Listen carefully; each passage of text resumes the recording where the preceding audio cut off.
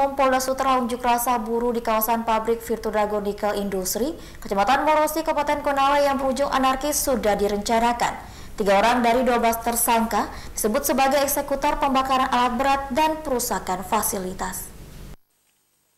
Di Reskrimum Polda Sulawesi Tenggara, Kombes Pol Laode Aris Elfatar merilis hasil penyelidikan unjuk rasa buruh di kawasan Virtudrago Nikel Industri, Kecamatan Morosi, Kabupaten Konawe yang berujung anarkis. Aris menyebut anarkis itu sudah direncanakan. Dari 12 orang koordinator unjuk rasa buruh yang ditetapkan sebagai tersangka, 3 orang diantaranya karyawan VDNI disebut sebagai eksekutor pembakaran alat berat dan perusakan fasilitas. Menurut Aris, para tersangka sudah melakukan pemetaan aksi sebelum berunjuk rasa di kawasan pabrik PT VDNI.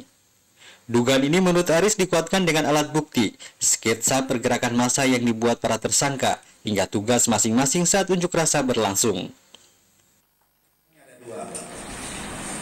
Ada satu, meminta kenaikan gaji, yang kedua adalah pengangkatan menjadi karyawan.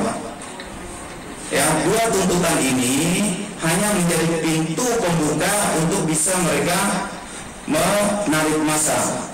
Tetapi sesungguhnya rencana mereka adalah memang ingin membuat keributan yang akhirnya terjadi pengurusakan, pembakaran di dalam PT VDNI.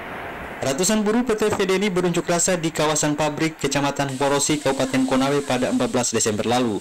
Mereka menuntut kenaikan gaji dan diangkat menjadi karyawan tetap. Unjuk rasa ini sudah direncanakan pada 12 Desember 2020 pukul 22 waktu setempat di Unaha, Kabupaten Konawe. Dari 12 tersangka, 9 diantaranya disangkakan pasal 160 KUHP tentang penghasutan dan pasal 216 KUHP tentang melawan petugas ancaman hukuman 6 tahun penjara. Sementara 3 tersangka yang disebut sebagai eksekutor pembakaran dan perusakan disangkakan pasal 170 dan 406 KUHP tentang perusakan dan pembakaran ancaman hukuman 5 tahun penjara.